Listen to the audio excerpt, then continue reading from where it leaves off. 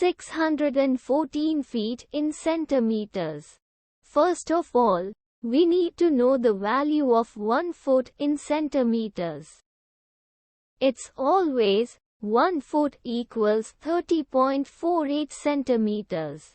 Now we have to multiply 30.48 by 614.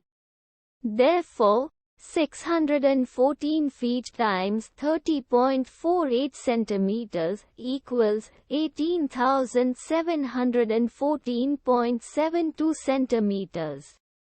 So, in other words, 614 feet equals 18,714.72 centimeters.